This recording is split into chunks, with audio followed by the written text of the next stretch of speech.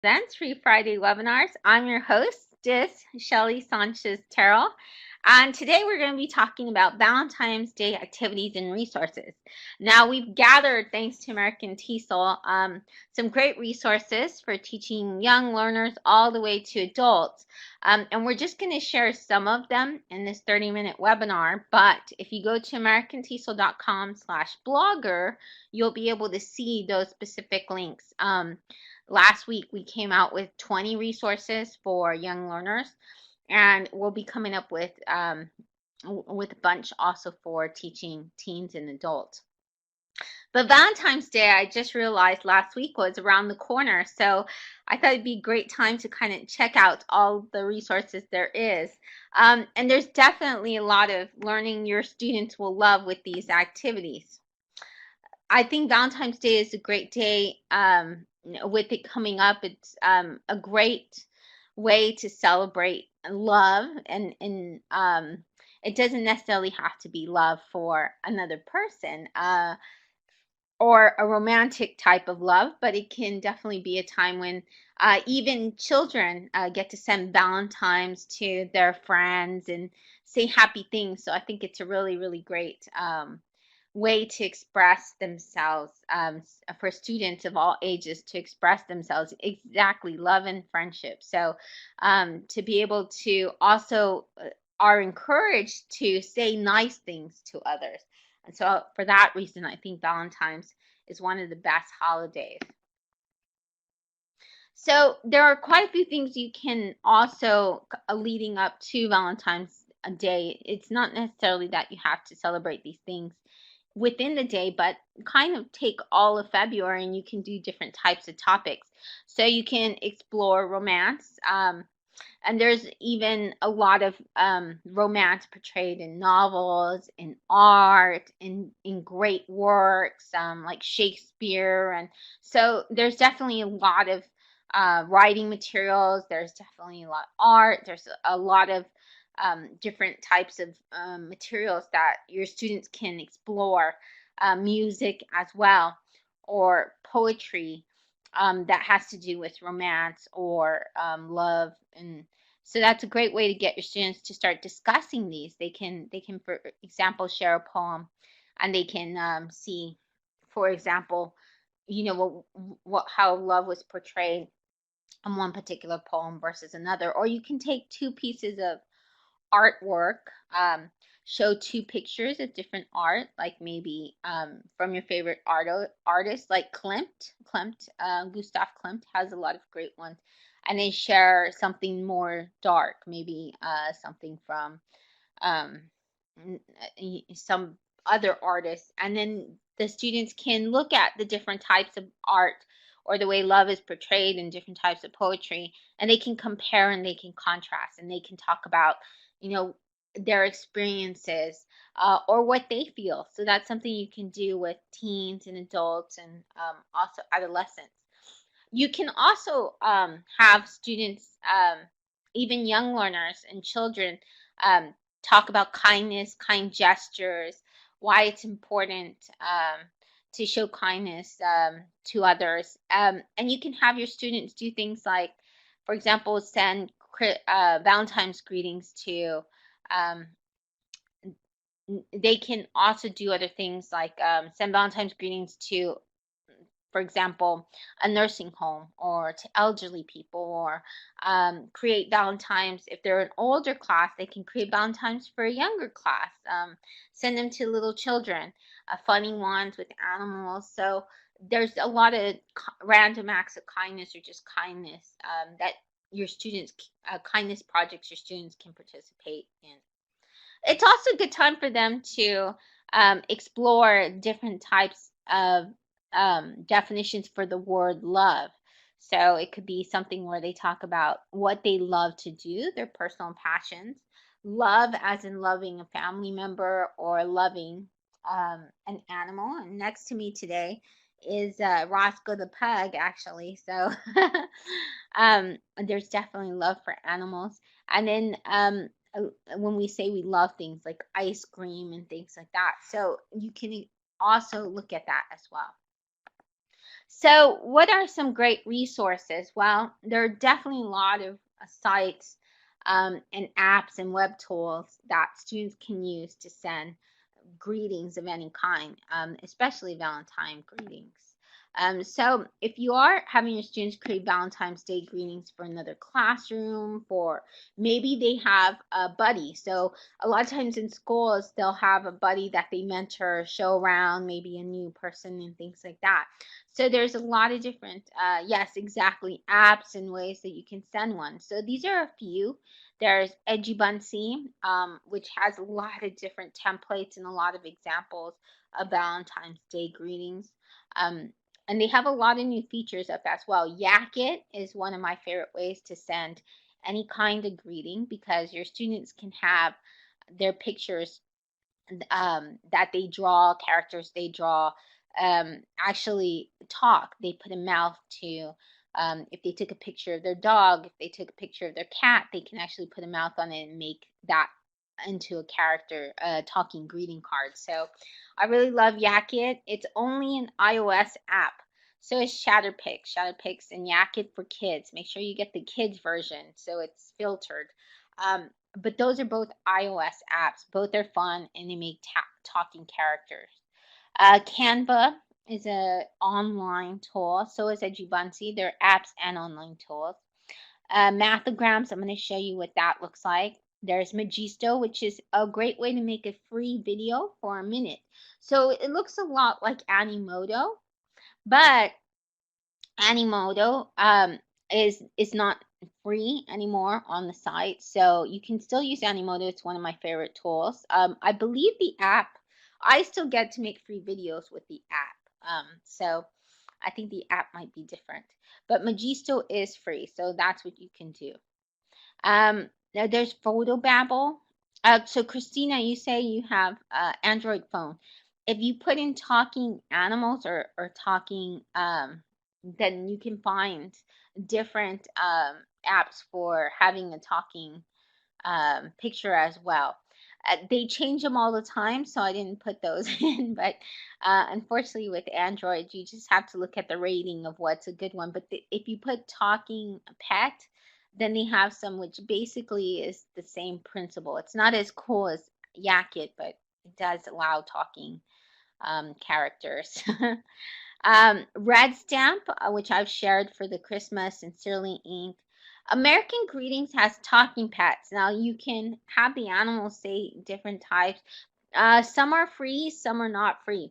But the way to get the free ones is you do have to register. So you would have to put in your email address for that. Powtoon's a great way to make a video. EduGlogster, another tool like Canva and EduBunsy. Storybird, you can create a greeting that is a storybook. And then Toondoo, you can create comics. So there's tons of ways to send a greeting. One of the quickest, fastest ways is to do it through Photobabble. So the great thing about Photobabble is that your students get to easily do this online, or they can do this on an app. They can um, pick a background, and then they upload a picture. Here's Roscoe here. He has a little Valentine greeting. And they record their voice, so that greeting can say anything they want. It can say a poem.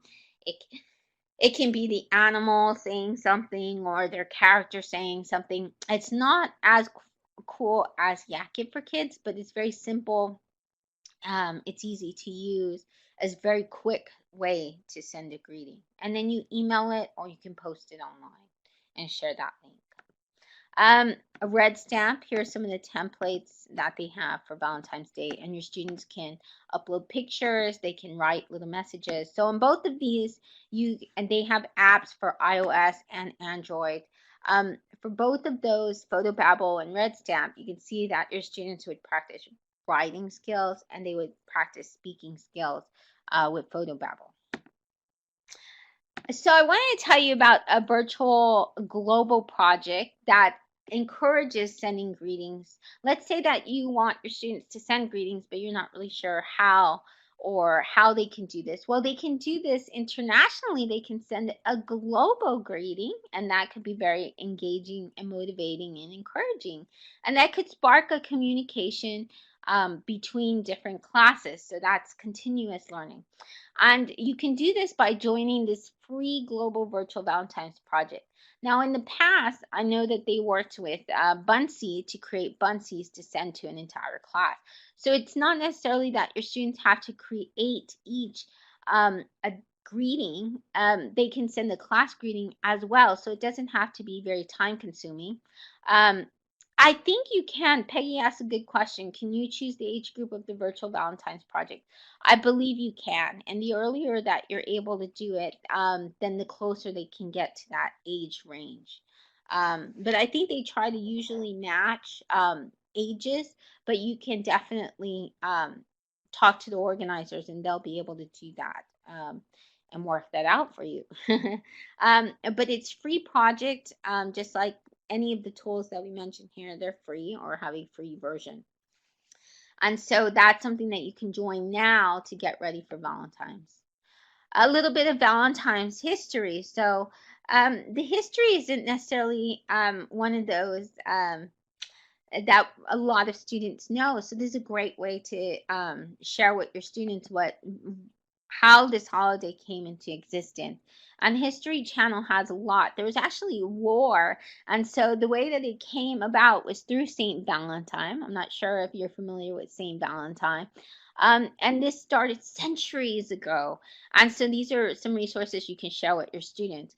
They have anywhere from interactives, they have videos, they have an article. So depending on what the age group is, you can have a reading, you can have a listening exercise, you can add some speaking activities. It's very simple with the history, the different types of resources from history.com. There's also this really good video, even adolescents. I wouldn't say very young learners, but definitely 10, 11, 12 could see this. And it's an animated version of the history of St. Valentine's Day. It talks about St. Valentine, the war, and the story behind it. So your students can watch this, and then you can have them answer questions. You can do something very simple where they're answering questions, or they can actually have a discussion, talk about it, or they can around this video. You can play part of the video, and then you can ask them you can pause it in the middle and ask them what they think happens towards the end. With this history, what happens to Saint Valentine, etc., what happens in the war, who wins the war, things like that. Now, well, not the war, but this battle. So this is only it's a very, very, very short video. It's only like 1:31. So it's a really good video to show that's animated, talks about the history, but also does it in a good visual way that adolescents will enjoy, teenagers will enjoy as well. So there's different types of poetry, and if you go to shelleyterrell.com/poetry, you'll actually find tons more resources. So you can find more and more ways to do this, but I wanted to touch on a few that I think are really good for Valentine's Day, because poetry is something that goes along with Valentine's Day. And one of the easiest ways, your students, I know sometimes my students don't always like to, poetry is very difficult for them to write, especially for language learners. To help them out is a great way that I've used many, many times, and even before the technology existed online, I would get the cookie where you bake cookies, the trays for that, the metal trays, and I would buy my own sets of magnetic poetry. Sometimes you can actually even make them. So you get this magnetic strip paper, sheets, and then you can make them yourself as well. And then I would have the students go and do this by hand. Now it's even easier. You can go to magneticpoetry.com and you can have your students do this online. And the great thing about it is they can choose different types. They can choose for nature poems. If they're geeks, here's one on a mustache poet, a poet kit, and then the love one. So depending on the set you choose, they'll lead you to the actual where you can go and you can drag the words. So even if your students aren't very good at writing poetry or anything like that, magnetic poetry is a great way to be able to get your students to create poems and also help them if they're struggling with trying to be creative or trying to put words together. So the magnetic poetry kit is really, really cool. And after they do a love poem, then they could do something really fun like a mustache poem. Tuxedo is a great way to add words to cloud shape. They can make cloud shape poems. And here you can see a heart one with tuxedo, or they could put something that they love. They can upload a picture of a friend. They can upload a picture of their favorite pet or animal, or their passion, something that they love to do. Um, and so they can add, different types of adjectives or words that describe that particular person, the pet, their feelings for them, etc. So you can see different examples here using tuxedo. There's one that's in the shape of a heart. You don't even have to register for it or anything like that. Which is neoformix.com. They have word hearts, and so it's very easy to just change the words. And here it's actually so with the word cloud, and you can go to shellytarot.com slash I think it's word cloud tools, but we've done a previous webinar on word cloud tools.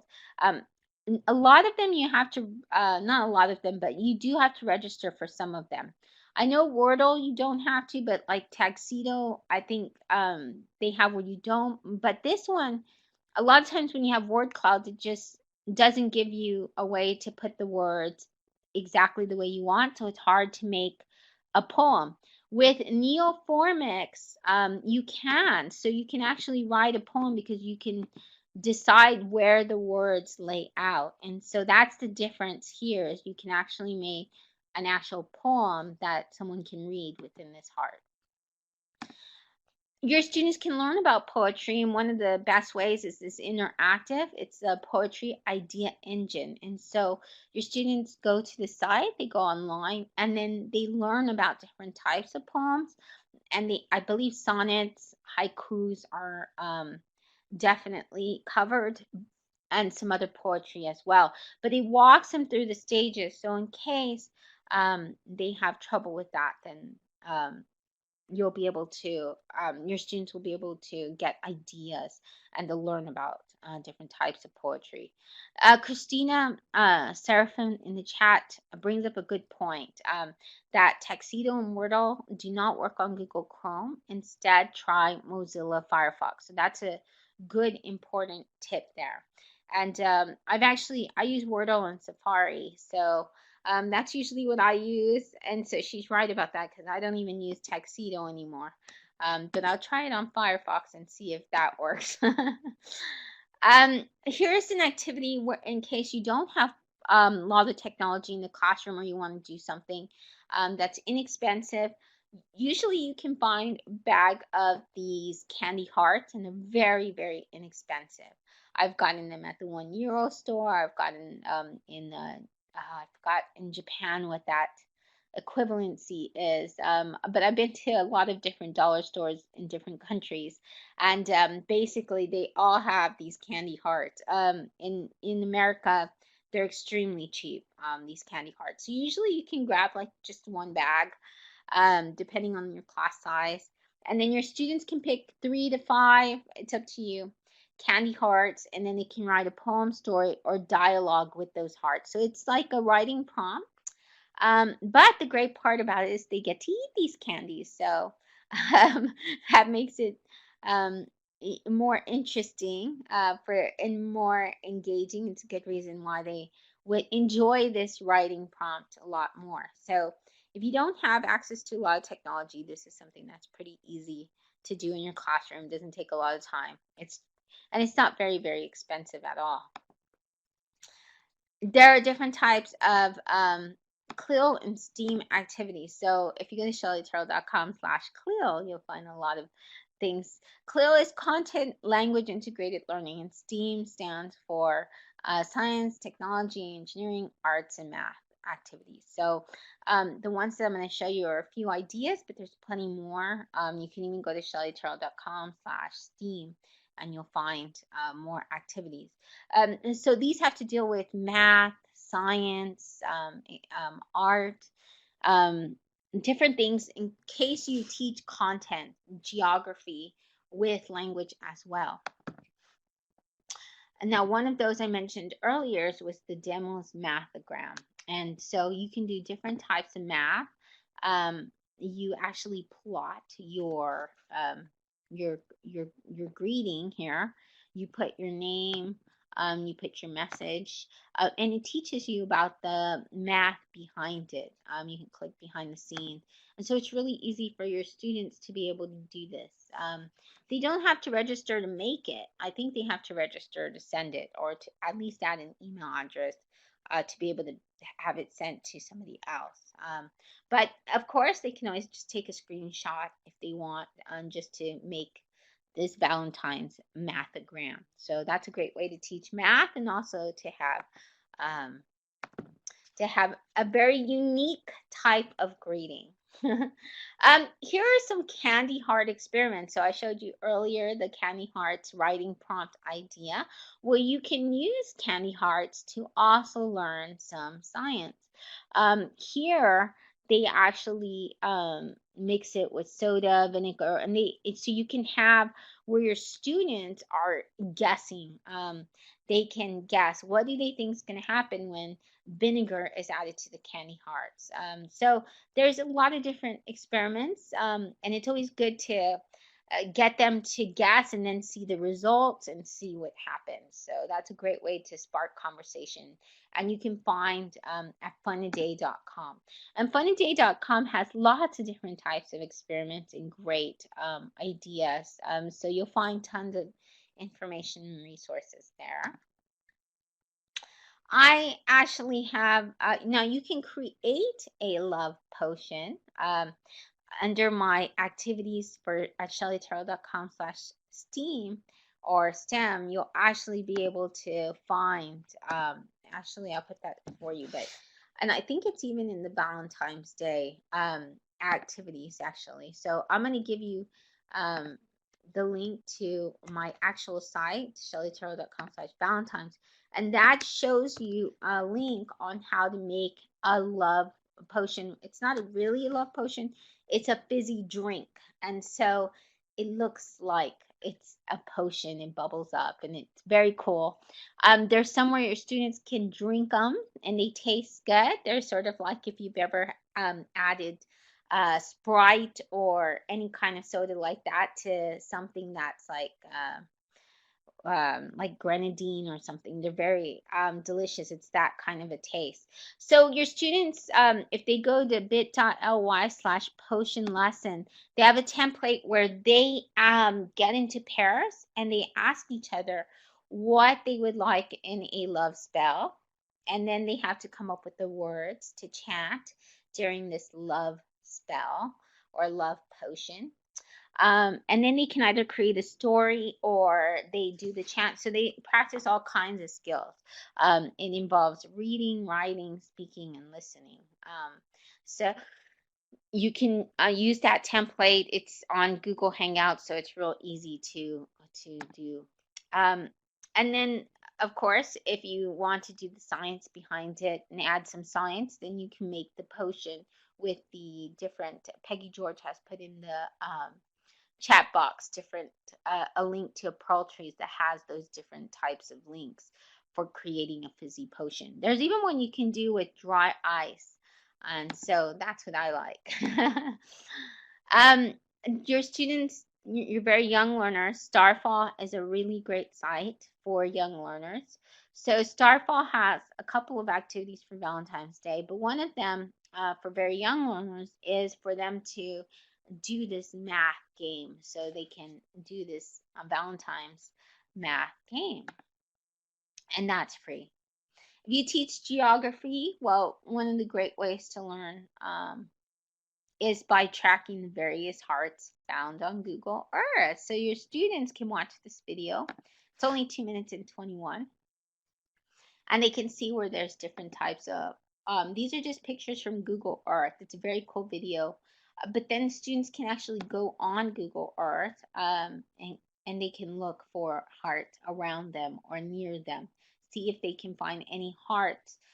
So Google Earth lets you zoom out, but it lets you study the geography of any country around you. So you can actually go, we have different types of countries represented here. We have Brazil, we have the US, we have Italy, we have Turkey, and probably many other places. I know in the past we've had India, we've had people from Greece. So they can look, for example, they can zoom out on Italy, and then they can see if they find any hearts around. They can keep zooming, and then they can look at the location where it would be.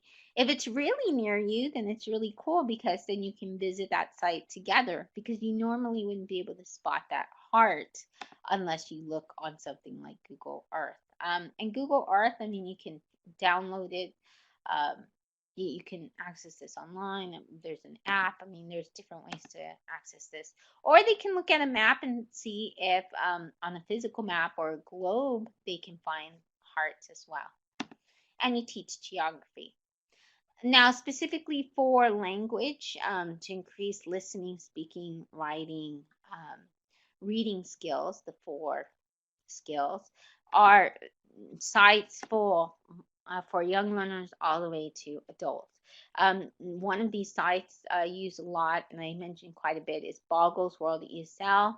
They have a lot of flashcards, games, templates.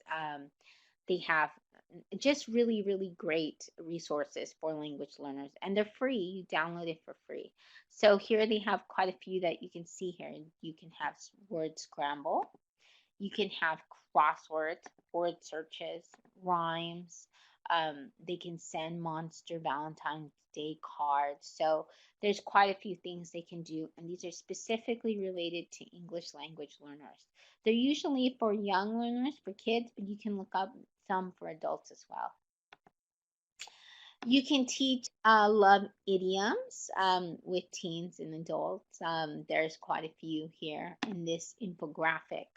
You can use another infographic. You can look up like what is the commercial side of Valentine's Day.